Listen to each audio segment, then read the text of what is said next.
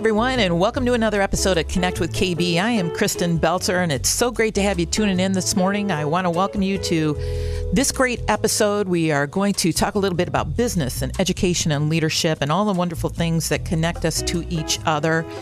My guest today is the CEO of Harbor Strategic Public Affairs. He has a track record and reputation for networking with all sides of the political divide, and he's built a successful business by knowing Michigan politics inside and out. I want to welcome to the podcast John Sellek. Hi, Johnny. How you doing this morning? Good, Kristen. Thanks so much for letting me be on the show and have my turn. I'm excited to be on, and congratulations to you for building the show into what it is today. It's pretty cool. Well, thanks so much. It is a pleasure to have you on. You and I have been friends for a long time, and you have had an incredible journey in the political world. Some of it that you and I have shared together over the years, and I want you to share with the listeners the John Sellek story and how it really kind of got started in your journey into politics as well. Sure. I grew up in Lansing, and I've always thought that ended up being kind of funny because the longer I've been down at the Capitol, I run across very few people who actually were from Lansing to begin with. But, I was always just very aware of the Capitol. It's just such a big, beautiful place physically, but that led me to be more aware of politics in general. I was reading the newspaper every day before I went out and delivered my paper out. I was reading U.S. News and World Report. It doesn't really exist anymore when I was at my grandpa's, so I was really always sort of involved or interested in politics. And maybe after a fling with wanting to be an astronaut at the height of the space shuttle, I snapped out of that and knew that I'd always be pursuing some kind of path in media or law or politics. I saw all those things interconnected, and I wasn't quite sure exactly which path it would be.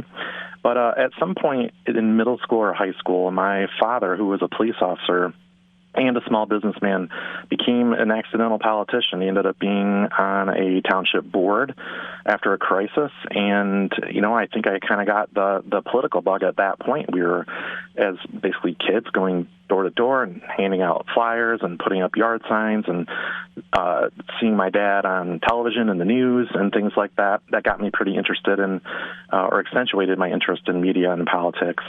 And that led to my path where I've been really, really fortunate.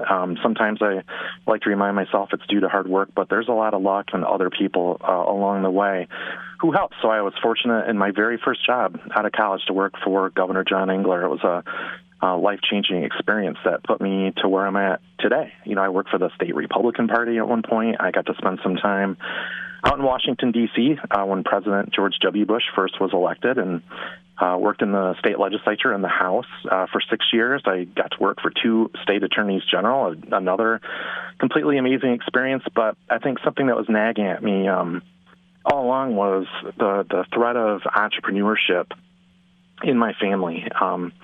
My grandma, who was the dominant force in our family, was one of the first female realtors in Lansing and started her own realty company on her own. She started off, when I look in the newspapers and do the family research, she started off being called by her husband's name. That was the thing back in the 50s in the paper.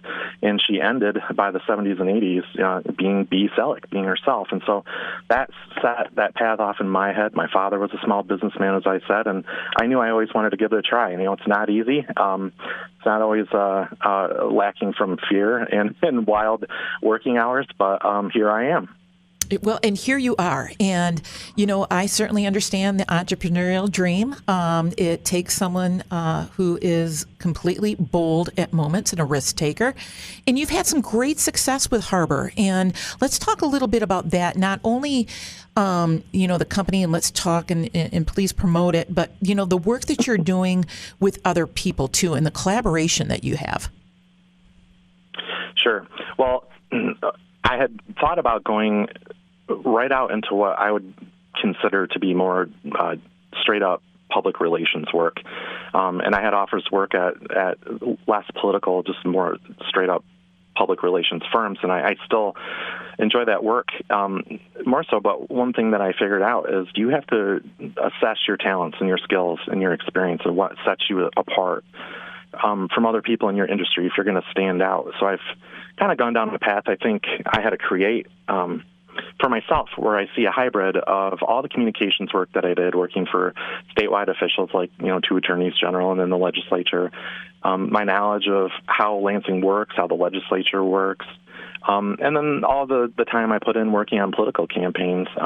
Political campaigns are public relations efforts. They're very intense, wild, crazy things that take up your whole life until the one drop dead date. That's the election. And that gives you a work ethic that can't be matched in a lot of other places. It's not the line of work for everybody, but it's something I've enjoyed. So I've tried to really combine all those things together. So when I do public relations work, it's not always necessarily for just maybe if you're having a charitable event or something along those lines. That's not what I do. But if you have an issue before the legislature, if you have a crisis with your business and your reputation, something that we run into all the time, unfortunately, in politics, those are the kind of things that I do. And it's really been a whole lot of fun to be able to use all the experience I already had under my belt, but jump out more into the public relations world. Well, you seem to thrive on debate.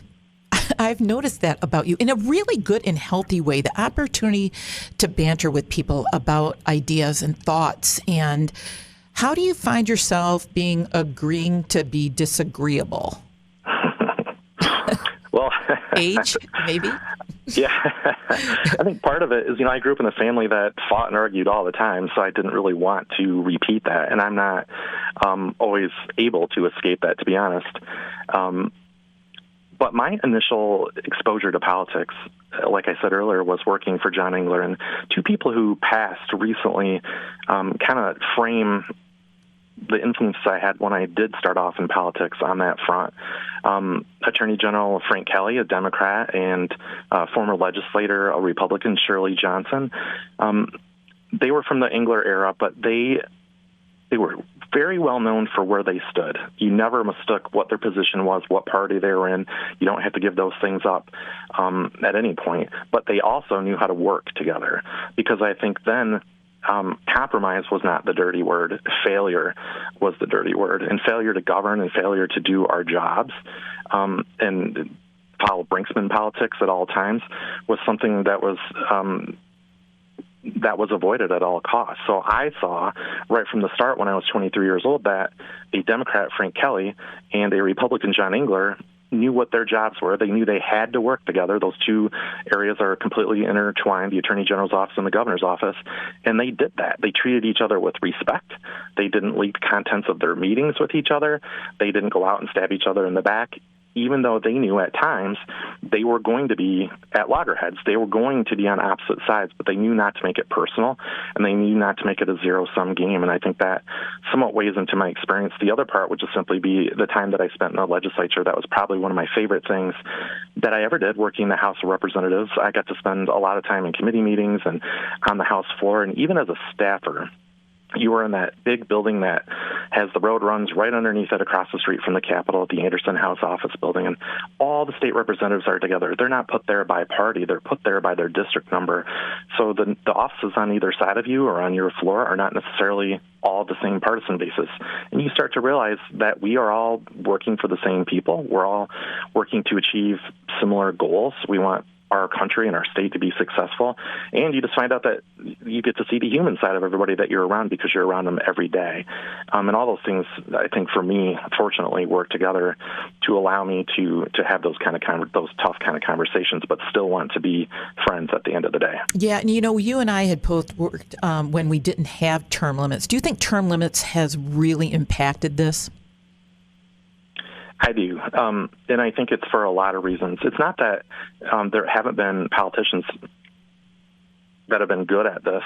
It's not that there couldn't be successful politicians working together, and we've seen that under term limits, but it makes it so much more difficult. On the first hand, the reason that they created them is people had a hard time taking incumbents out, and sometimes we were seeing state legislators in office for 25 or 30 years, and that's not always the best case scenario. On the flip side, when you are kind of rushed in and rushed out, 6 years goes by in a blink of an eye. I've watched generation after generation of legislators come and go, in Lansing, they don't have time to build relationships. When they arrive, they're essentially briefed on here's what our side is doing and here's what their side is doing. If you're in the majority, you're working all the time to try to keep that majority in a wild kind of political atmosphere. And if you're in the minority, you're doing everything possible to get to the majority so you can have the power to affect your policy goals. And that tends to set them up quite a bit to be battling. But I even just saw yesterday that the current Speaker of the House and the current House Minority Leader worked together to introduce a new ethics package for state employees and for state legislators. So there are things that can get done this way. It's not hopeless, but it is more difficult. Well, and it's a personal responsibility to civility. You have to decide that that's what is your MO, that you're going to do exactly what you're saying, that it's for the betterment of the state and for people that you come to work and you do your job. That's right. I couldn't agree with you more. And, the one thing as I get older and more mature, hopefully, that I realize is that we're all human. So we're all going to have bad days. I've made mistakes. You've made mistakes. Everybody said things or done things they wish they would have done better, and they try to do it better next time. It's what we teach our kids. But to restore civility and to try to get back there, in the end, we're not going to be able to hope that the political system is set up for that to happen. It's up to one person at a time. It's up to you. It's up to me. I have to make the choice every day, not only to reach out to people on the other side of the political aisle, but not to bite when they put something on Facebook that I really don't like. It really gets under my skin. It's so easy right now to take that bait, to be a keyboard warrior and start that battle. And frankly, it's been almost shocking to me how rough some of those comment sections get, even amongst basically what are friends. And so it really is a personal choice, and it's going to take the personal choices of a growing majority of people to pull us back toward that civil side of the world. For sure. I want to ask you, John, about who you believe are pretty viable Republican candidates to run against the governor in 22. Sure. I mean, that's the question of the day right now. Yeah. I joked at the end of the last cycle when I would do interviews about the presidential race, they would say, aren't you glad it's over? And I'm like, it's never over anymore, right? It is never over. It's never over. That's what Andrew Abood says, too, at the Abood Law Firm. This is not over. And it's not. That's just the world we live in right now, partly driven by, 24-hour cable news. It's driven quite a bit by social media. And I think a lot of people have just started to watch politics not a whole lot differently than they watch, say, the Kardashians or or I like to watch Under Deck on Bravo or on E. It's just become sort of a spectator sport. But, in the big picture, historically, governors in Michigan don't usually lose. The only governor that's lost re-election, and essentially what I'll call modern times after I was born, was Governor Jim Blanchard, and not necessarily because he was a terrible governor, but he tried to run for a third term, and that's a hard thing to do. And it was just one term too many for him. So usually Governor Whitmer would be considered to have the advantage, and I think she still does have the advantage. But she has been struck with a crisis of historical proportions that she did not create. I like to sometimes connect that to President George W. Bush. He started off his first year trying to be the education president, just like Gretchen Whitmer was also trying to be a domestic policy person on the roads. And something came along called 9/11. He was actually sitting in the classroom reading to kids, trying to follow that path. And from that moment on, that famous video of his chief of staff whispering in his ears that New York had been attacked, his presidency was never the same. And I see a similar track, too, between the two, because at first the country rallies, and to a large extent the state rallied at first behind the governor. Her approval ratings stayed fairly high. We're facing this crisis, this thing you can't see, you can't stop. But then over time, the bad news just keeps coming. And in both instances, terrorism and the virus, it is impossible nearly for a president or the governor to come up with a tangible result. You can't say, I fixed this bridge. I filled that pothole. I got the trash picked up on Tuesday. And so over time, it just starts to become impossible to manage. And so it's made it difficult for her. So that's a really long way of saying the Republicans do have a chance going into this election cycle to knock her off. John James, the U.S. Senate candidate the last 2 times that nearly knocked off Debbie Stabenow, came very close with Gary Peters. He's incredibly well regarded in the Republican Party. He would be a fantastic candidate for Republicans. Candace Miller, the former Secretary of State, another person that would just be a fantastic candidate for Republicans. But I also see, based on where the activism in the parties are, where the power, the energy of both parties, as you know, in the Democratic Party, the energy is really on the progressive side. In the Republican Party, it's more over on what was the Tea Party side, and it's the Trump side now.